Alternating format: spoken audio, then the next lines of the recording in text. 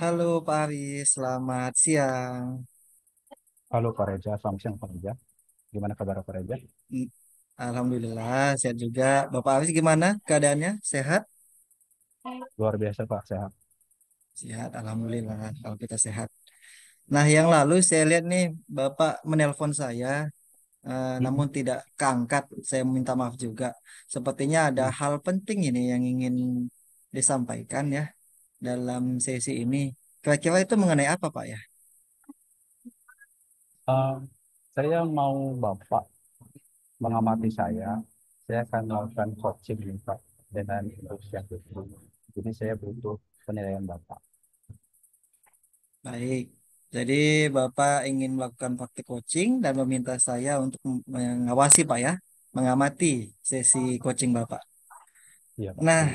di dalam sesi coaching itu, apa yang ingin Bapak kembangkan? Kompetensi apa yang ingin Bapak kembangkan dari sesi coaching itu? Eh, Sebagai pemula Pak, saya nggak muluk-muluk deh Pak. Saya mau yang saya kembangkan itu passion aja deh Pak. Saya mencoba untuk kehadiran penuh saya dalam mendampingi nanti proses coachingnya bersama Bu Syafitri. Oke, jadi Bapak ingin yang kompetensi yang ke satu Pak ya, yang Mm-mm. diamati yaitu mengenai presence atau kehadiran penuh. Nah, Benar Pak. sebelum itu saya tanya kepada Bapak, kalau ada skala 1 sampai 5 ya, kondisi Bapak pada saat ini di skala yang mana Pak? 1 sampai 5. Kalau menurut saya masih di dua deh Pak. Masih 2. Kalau boleh tahu Pak, ke kenapa nih Bapak mengatakan masih 2 begitu pada saat ini?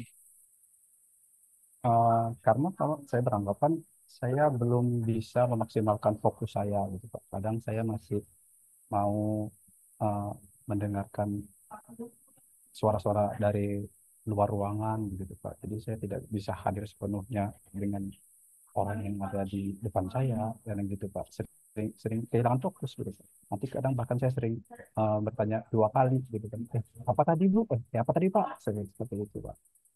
Baik, jadi Bapak ingin berlatih untuk supaya mindfulness ya, mengingat Mm-mm. kondisi lingkungan Bapak yang tidak kondusif yang Mm-mm. menyebabkan kadang Bapak tidak fokus dengan Iya, apa yang disampaikan sampai bertanya 2 kali begitu Pak ya.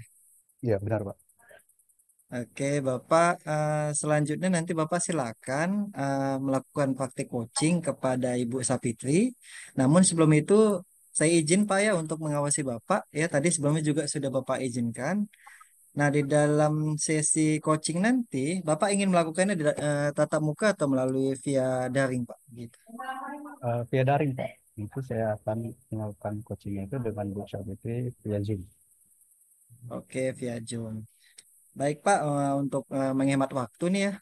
Kalau begitu, saya persilakan Bapak untuk melakukan praktik coaching kepada Ibu Savitri dan izinkan saya untuk mengawasi Bapak terkait kompetensi yang Bapak ingin tingkatkan tadi di bagian kehadiran penuh atau presence, Pak ya. Ya Pak. Oke, Bapak silakan melakukan praktik coaching. Saya mengamati. Terima kasih Pak Reza. Saya akan mulai. Halo Bu Syafitri, selamat siang Bu Syafitri. Mohon maaf Bu Syafitri masih unmute mikrofonnya. Halo Pak Aris, selamat siang. Halo Ibu, senang sekali ini saya akhirnya bisa bercakap-cakap dengan Ibu, berbicara dengan Ibu. Ibu merupakan salah satu eh, rekan yang saya tunggu-tunggu ini sebenarnya untuk bisa berkolaborasi dan akhirnya saat ini kita bisa berjumpa walau dalam tatap maya. Nah, Bu, apa sih tujuan percakapan ini? Baik Pak Aris, terima kasih nih atas kesempatannya. Justru saya nih yang seneng nih akhirnya ketemu sama Pak Aris di kesempatan ini walaupun di dunia maya nggak apa lah ya kan. Nah jadi yang mau saya sampaikan nih pada hari ini sama Pak Aris tuh mengenai perencanaan saya sih sebenarnya. Jadi Mm-mm. kemarin itu saya sudah merencanakan saat kita membuat prakarsa perubahan itu saya merencanakan bagaimana tuh caranya membiasakan eh, murid-murid saya ini untuk berkata santun gitu Pak. Mengingat eranya ini anak-anak ini kan kalau ngomong kasar tuh kayaknya hal biasa. Nah, seperti itu. Jadi saya punya keinginan membiasakan anak-anak untuk bisa berbahasa yang santun. Gitu, Pak. Baik Ibu. Ah, mulia sekali tujuan Ibu, luar biasa Ibu. Ini yang memang tantangan kita di era saat ini Bu ya, zamannya anak-anak kita ini Bu. Nah, kemudian Ibu, eh, nantinya setelah atau keinginan Ibu ya, hasil dari percakapan kita ini apa yang didapat? Saya inginnya setelah kita melakukan sesi percakapan ini, Pak, saya menemukan ide-ide gitu kan, ataupun solusi bagaimana cara saya untuk membiasakan penerapan menggunakan bahasa yang santun tersebut gitu.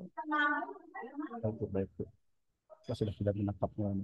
Nah, jadi saat ini Ibu melihat situasi di sekolah Ibu begitu ya. Bisa diceritakan ke saya Bu, situasi murid Ibu saat ini tuh seperti apa sehingga Ibu memiliki ide untuk membuat pembiasaan bicara sampai ini.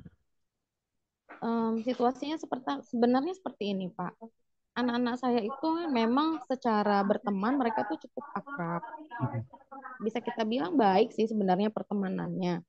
Hanya mungkin karena saking akrabnya itu, kalimat-kalimat yang digunakan itu walaupun kasar itu terdengar biasa bagi mereka gitu. Contoh menggunakan kata umpatan, ya Iya. kan? Kemudian kalimat-kalimat kotor bahkan yang isi kebun binatang pun kadang dikeluarkan. Nah, itu bagi mereka bukan suatu hal yang itu penghinaan, itu pelecehan, itu tidak sopan. Tidak, tidak seperti itu. Mereka menganggap hal itu lumrah, biasa saja, dan itu adalah Hmm. bentuk sisi pertemanan mereka.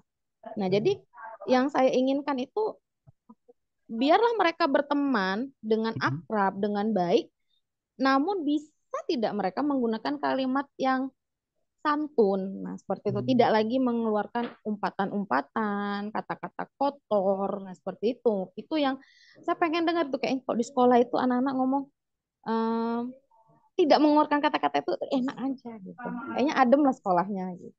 Iya. Situasi ini Ibu jumpai di hampir seluruh lingkungan sekolah Ibu atau hanya di kelas-kelas tertentu saja? Em, ada di beberapa kelas sebenarnya, tetapi ada juga di tempat lain yang tidak. Maksudnya di kelas lain tidak. Ada memang dia, saya bisa katakan 2 sampai 3 kelas itu yang memang biasa seperti itu. Hmm. Kalau menurut Ibu, lingkungan yang idealnya sehingga tidak lagi terjadi yang pembiasaan eh, atau terciptanya pembiasaan bicara santun ini, kriteria yang menurut Ibu ideal itu yang seperti apa? Kalau menurut saya idealnya ya anak-anak ini ngomong itu ya biasa, tetapi tidak menggunakan kalimat kotor ataupun umpatan dalam memanggil temannya. Ini contoh nih ya Pak. Misal nih, eh, tit gitu kan. Nah, harusnya dipanggil aja namanya.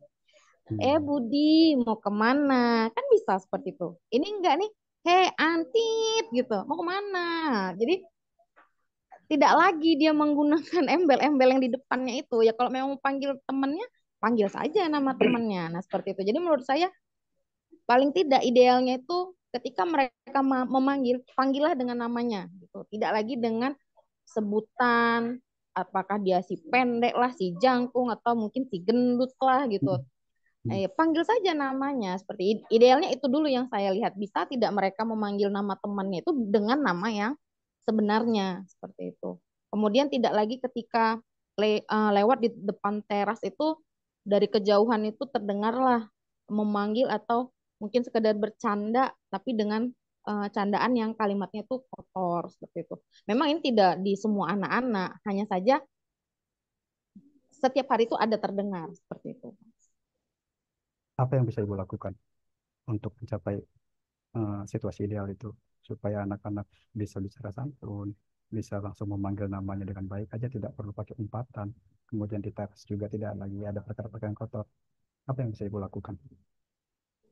Saya memang ada rencana gitu Pak, bagaimana membiasakan kalimat atau kata ataupun bahasa yang santun ini. Jadi harus kolaborasi tetap dengan pimpinan, harus tetap kolaborasi dengan rekan sejawat.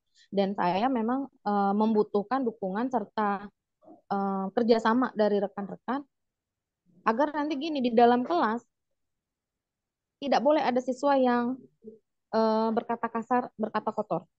Hmm. Di situ yang jadi pemantaunya itu adalah guru yang di dalam kelas. Dan di dalam kelas itu harus ada tim yang memantau.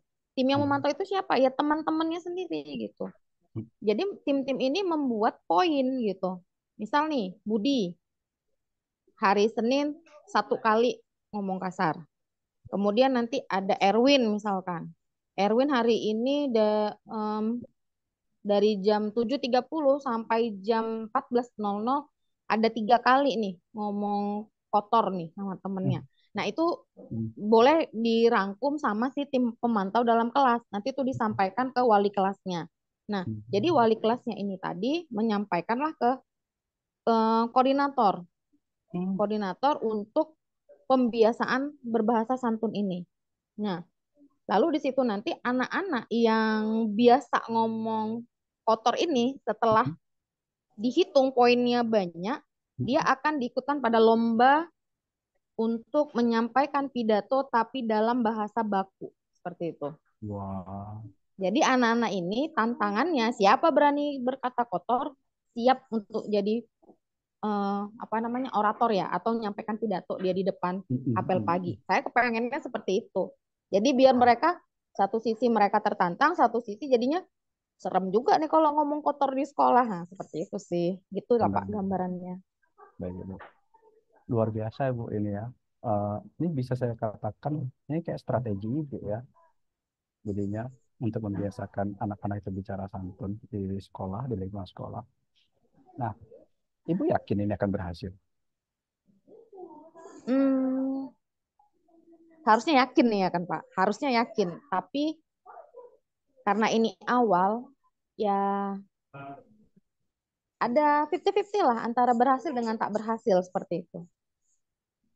Kalau seperti yang saya skalakan, skala 1 sampai 5, paling tinggi 5, kemungkinan berhasilnya ini di range angka berapa? Antara 1 sampai 5 tadi ya Pak. Mm-mm. Hmm, tingkat keberhasilannya 3 lah paling. 3, ini berarti 50-50.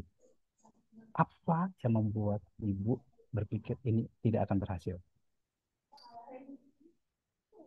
Mungkin di sekolah dia bisa, tapi di rumah tidak bisa. Sehingga itu tidak menjadi pembiasaan, akan hanya sekedar formalitas saja. Mm-mm. Nah, seperti itu menurut saya. Hmm. Lalu yang 50% lagi, apa yang menjadi eh, keyakinan Ibu ini akan berhasil di sekolah? Eh, karena mereka sudah terbiasa, timbul budaya malu untuk ngomong kotor, itu menurut saya. Nah, Ibu. Nah, tadi saya menangkap bahwa Ibu kan strategi Ibu tadi ya. Saya ini mencatat strategi Ibu tadi, Ibu akan membuat membentuk koordinator. Ya, menentukan koordinator. Kemudian nanti Ibu mau mengajak wali kelas, karena kan mengamati langsung di kelas. Nah, sudahkah Ibu mengajak mereka atau ini sudah dibicarakan kepada mereka? Belum. Ini kan Oh, rencana. belum. Belum. Hmm. Ini rencana perubahan yang bakal saya lakukan seperti Hmm. itu. Jadi em, ketika ini memang sudah mendapatkan ibaratnya matang lah bisa kita Hmm. katakan rencana ini, baru saya akan sampaikan dengan kepala sekolah sebagai pimpinan dan tim kerja dan ke rekan-rekan sejawat. Karena mengingat dan menimbang ini Hmm. kan efektif sekolah kan hanya tinggal 2 bulan saja. Hmm. Nah, jadi saya akan menceritakan rencana ini di program kerja untuk di ajaran baru seperti itu. Hmm. Berarti tadi Ibu merasa ini akan gagal atau tidak berhasil karena ini hanya dilakukan di sekolah, tetapi di rumah kita tidak bisa memantaunya, gitu. Kira-kira untuk mengatasi hal itu, apa yang bisa Ibu lakukan? Mungkin satu yang bakal saya tambahkan, saat ajaran baru itu kan biasa ada rapat orang tua. Nah, itu nanti akan saya sampaikan juga programnya ke orang tua supaya pemantauan itu jadinya dua pihak, Hmm, sekolah dan rumah seperti itu mungkin Pak. berarti kalau seperti ini, range-nya nggak di angka 3 lagi dong, Bu. Harapannya seperti Bisa itu. Tapi bisa kan ke 5 namanya ini langsung. awal kan ya saya nggak mau muluk-muluk lah Pak, tiga aja dulu gitu. Jadi Baik, untuk saat ini 3. mm-mm. Nanti berarti kalau misalnya sudah Ibu jalankan, Ibu laksanakan, bisa diterima ya. Amin. Berarti tidak ada lagi masalah kan? Alhamdulillah kalau memang seperti yang direncanakan yang seperti saya sampaikan dengan Bapak, ya tidak ada masalah. Iya dong. Ini saya sudah catat Ibu. Kalau misal tadi apa yang membuat ini tidak akan berhasil menurut Ibu karena pembiasaan di luar, di rumah. Nah, nanti Ibu ada solusinya mau mengajak orang tua wali siswa itu memantau juga di rumah. Nah, ini kan jadi menambahkan poin supaya menjadi 100% ini berhasil. Kok seharusnya Bu, ya. Baik. Nah, tadi juga Ibu sudah menyinggung akan dilaksanakannya ini di tahun ajaran baru berarti Ibu ya. Iya Pak. Tahun ajaran baru. Menurut Ibu, siapa yang bisa membantu Ibu selain wali kelas rekan guru Ibu? Yang bisa membantu itu sebenarnya sih semua warga sekolah sih Pak, pimpinan, guru, tim kerja, bahkan sampai satpam pun, petugas kebersihan pun itu harus memantau anak-anak gitu. Hmm. Karena anak-anak ini kan lingkungannya tidak hanya di dalam kelas, tetapi kan juga di luar seperti itu. Jadi ya memang harus ada kerjasama dari seluruh warga sekolah. Iya, tadi juga Ibu mengatakan bahwa Ibu akan membuat koordinator. Betul Pak. Cara menentukan koordinator itu bagaimana? Nanti itu akan saya bawa ke pimpinan dulu. Nanti dari pimpinan jika memang menyetujui program ini, maka nanti akan dibentuklah rapat untuk koordinasi. Maka nanti di situ akan ditentukanlah siapa yang jadi koordinatornya, kemudian siapa jadi ketuanya, siapa jadi koordinator tiap kelasnya, kemudian turun lagi nanti di Hmm. downgrade lagi ke wali kelas. Di wali kelas nanti bakal menentukan siapa yang bisa jadi tim pemantau di tiap-tiap kelasnya, seperti itu sih Pak. Jadi bakal terstruktur tuh dari pimpinan sampai ke paling bawahnya siapa. Baik, luar biasa. Ini perencanaannya udah matang sekali nih, Bu. Artinya, Ibu sudah tahu arahnya mau diapakan. Ibu sudah tahu ini tadi eh, menghadapi masalah. Kalau misalnya tidak berhasil, Ibu juga sudah punya solusinya. Sudah kan? Sudah Pak. Alhamdulillah. Terima kasih banyak nih sama Pak Aris yang udah mau diajak ngobrol nih. Jadi ketemu ide-idenya. Kalau saya bisa eh, mengingat lagi atau Ibu bisa mengingatkan saya apa aja sih yang udah Ibu dapat dari percakapan ini? Dari hasil percakapan hari ini, saya bisa secara gamblang menceritakan rencana saya dan saya timbul keyakinan bahwasanya ini bisa dilakukan. Kemudian saya udah temukan nih langkah-langkahnya. Kemudian kalau ada hambatan, hambatannya bisa diatasi dengan cara yang ini. Jadi alhamdulillahnya ketemulah sudah ini em, jalannya, caranya dan ya tinggal actionnya aja berarti. Baik, tinggal actionnya itu yang akan saya tunggu dan ingin saya ketahui lagi nanti, Bu. Jadi Ibu masih punya utang sama saya untuk bercakap-cakap lagi Siap. bulan 7, benar ya? Bulan 7 boleh, tapi kalau bisa awal bulan 8 aja. Oh, baik, siap, boleh. Awal bulan 8 berarti kita akan bertemu lagi yang bercakap-cakap seperti ini lagi, ya. Di situ akan saya Oke, tunggu Pak. progresnya. Ibu, terima kasih, Bu, ya, sudah mau meluangkan waktu. Sama-sama loh, Pak Aris. Saya doakan rencana Ibu ini berhasil. Saya doakan rencana Ibu ini yang sangat mulia ini bisa menjadi pembiasaan yang kontinu dan murid-murid kita terbiasa santun lagi. Minimal ketika di sekolah. Amin. Ya. Amin. Terima kasih banyak doanya. Saya akhiri, selamat siang Bu Chef itu. Selamat siang Pak Aris. Baik, Pak Aris sudah selesai melakukan coachingnya ya. Iya Pak. Gimana Pak setelah melaksanakan praktik coaching tadi perasaannya Pak? Perasaannya apa ya? Merasa bahwa saya sudah bisa bisa mendengarkan Bu Sapitri, sudah bisa mencoba lah istilahnya. Jadi ada rasa bangga juga nih, Pak, rasa bangga dan rasa plong gitu Pak, sudah mencoba untuk menjadi pendengar, sudah mencoba untuk menghadirkan diri saya sepenuhnya di sini. Baik, jadi Bapak bangga ya bisa memfasilitasi Bu Sapitri ya untuk eh, mengungkapkan unek-uneknya dan menemukan solusinya. Nah, izin Pak, selanjutnya kita akan melakukan refleksi. Apakah boleh Pak? Saya izin nih kepada Bapak dulu. Sangat harap kan Pak, saya sangat berharap. Baik Pak. Nah, sebelum kita mulai, kalau Bapak haus boleh minum dulu Pak. Tadi kayaknya panjang nih sesinya ngomong nih. Kayaknya Gak panjang. apa-apa. Mana tahu Bapak haus boleh silakan minum Pak. Sudah Pak, bisa Pak, lanjut Pak. Oke, lanjut ya. Oke. Nah, tadi saya sudah mencatat nih dan melihat kegiatan praktik coaching Bapak dengan Bu Sapitri. Ya. Nah, coba sebelum saya nanti menyampaikan hasil pengamatan saya, ya, saya izin mau tanya dulu kepada Bapak. Iya Pak. Coba Bapak nilai nih, tadi penampilan Bapak, apakah kompetensi yang Bapak inginkan tadi, yaitu presence atau kehadiran penuh, yang awal mulanya dia cuman skala 1 sampai 5 itu cuman tadi 2 Pak ya kalau saya tidak salah ya. Iya. 2 ya. Skala Iya. 2. Menurut Bapak pada saat ini setelah Bapak melakukan coaching itu menjadi berapa Pak? Naik satu deh Pak, yang ketiga. Yang ketiga ya. Nah, naiknya cuma satu nih Pak ya nampaknya ya. Apa nih yang membuat Bapak kenapa kok naiknya cuma satu, kenapa tidak langsung 5 begitu Pak? Eh, karena menurut saya masih belum sepenuhnya gitu Pak. Ini kan masih tahap pembelajaran saya. Jadi saya merasa ini baru satu satu tingkat aja lagi. Karena saya berhasil mendengarkan Ibu Syafitri tadi. Kemudian hampir juga di tengah-tengah tadi saya sedikit hilang fokus karena benar karena situasi di sini yang begitu riuh.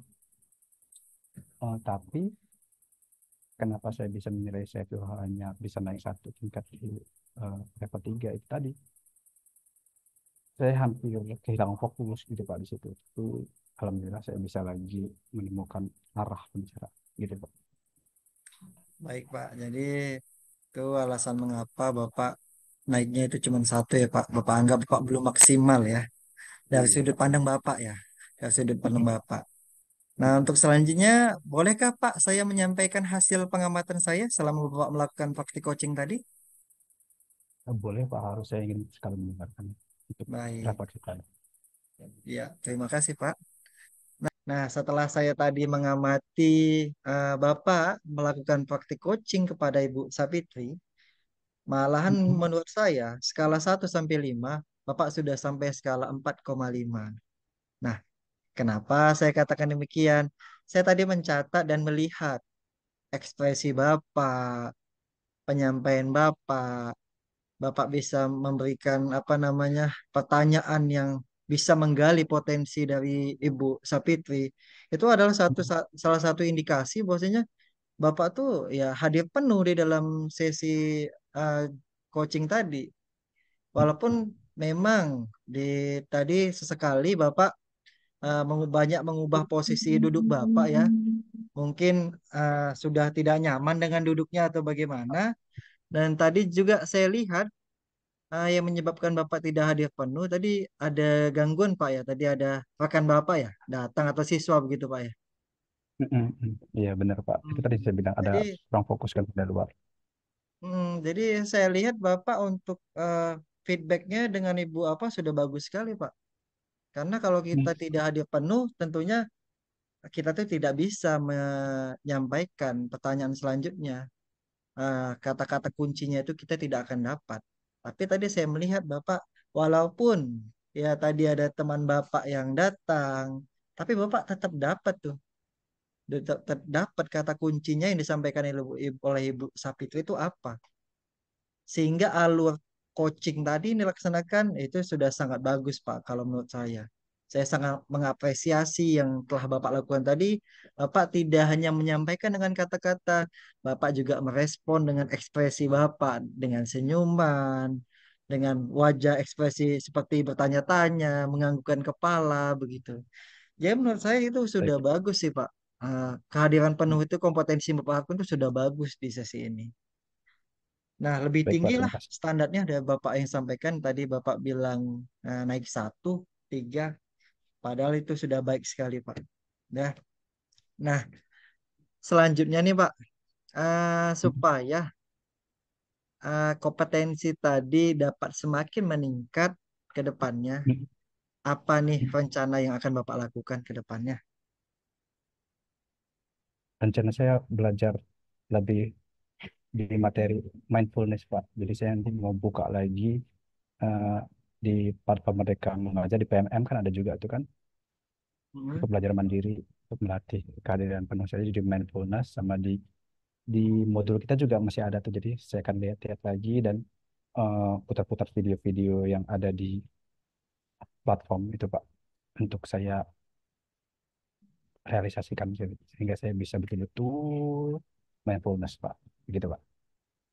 Baik, jadi banyak menggali ilmu lagi Pak ya, supaya ke depannya lebih Iya baik Pak. dan lebih baik lagi gitu ya. Entah itu dari Benar Pak. PMM atau melihat video di dalam YouTube gitu Pak ya. Benar Pak. Nah, setelah tadi saya menyampaikan Pak pengamatan saya ya, bagaimana pendapat Bapak terhadap hasil pengamatan saya tadi? Di luar ekspektasi Pak. Terima kasih gitu Pak bahwa ternyata yang menurut saya hanya di range angka 3, menurut Bapak sudah di angka 4. Eh, Berarti saya masih terlalu kurang percaya diri gitu Pak. Padahal menurut Bapak saya sudah berhasil eh, fokus dan kehadiran penuh saya di sini sudah mulai tampak gitu. Berarti saya hanya kurang percaya diri. Kemudian juga saya akan seperti tadi yang Bapak bilang, saya akan lebih berlatih lagi, lagi tentang materi mindfulness. Gitu Pak. Iya, baik Pak. Jadi memang sebetulnya Bapak sudah paham betul ya mengenai step by step yang sudah bisa lah ke depannya dan bisa memang bisa ditingkatkan lagi. Mungkin Baik Pak. langkah-langkah apa yang untuk mengantisipasi itu Bapak yang tahu sendiri bagaimana menghandle, menciptakan kondisi yang lebih kondusif ke depannya. Eh, Dukungan siapa Pak yang dibutuhkan untuk mencapai langkah-langkah Bapak tadi? Eh, saya saat ini posisinya membutuhkan dukungan dari rekan Pak. Rekan saya. Karena kan saya nggak bisa nih kan melangkah sendiri. Jadi saya butuh rekan teman saya, Pak, teman sejawat sesama sesama saat ini dia baru lulus CGP gitu kan. Jadi kan sama nih istilahnya kok sefrekuensi gitu. Jadi dia dia Pak Pak Arif namanya, Pak Arifin. Jadi nanti dia sih Pak yang saya coba untuk minta dukungan, mengingatkan saya, kemudian untuk berlatih ya kan. Kan sama nih, sama-sama buat fresh graduate kan dari guru penggerak kan banyak materinya yang bisa saya minta lagi. Cuma dia juga bisa menjadi penilai saya, mengamati saya gitu Pak. Baik, jadi apa ya Pak kolaborasi ya dengan guru penggeraknya juga yang ada di sekolah Bapak ya untuk mengawasi Benar. Bapak ke depannya. Nah, dari diskusi kita, dialog kita nih Pak, apa yang Bapak bayangkan yang nantinya untuk meningkatkan apa namanya kompetensi ini, langkah awal yang akan Bapak lakukan ke depannya. Langkah yang pertama kali akan Bapak lakukan ke depannya dan dengan siapa begitu Pak? Ya dengan itu tadi Pak, dengan rekan CGP saya yang baru fresh graduate, bukan CGP lagi sih dia udah guru penggerak kan kemarin baru selesai dengan rekan guru penggerak itu dengan dia lah Pak yang akan saya mulai untuk meningkatkan kompetensi saya. Saat ini saya kompetensinya yang tadi saya menurut saya masih di 3 tapi ternyata menurut Bapak udah di 4. Jadi mudah-mudahan nanti langkah selanjutnya saya berlatih dengan dia, kemudian memperoleh dukungan yang baik dari dia juga karena sama-sama guru penggerak, sehingga benar-benar capaian kompetensinya itu lebih sampai 5 gitu, Pak. Ya, baik Pak. Oke, sebagai penutup nih Pak, Mm-mm. apa yang bisa Bapak sampaikan kepada saya? Apa yang Bapak dapat di sesi dialog kita pada siang ini? Kepercayaan diri. Saya mendapat kepercayaan diri bahwa tadinya saya merasa kompetensi present saya, kehadiran penuh saya itu hanya di level 2. Kemudian setelah saya melakukan sesi latihan lagi bersama Bu Fitri, saya merasa masih di level 3.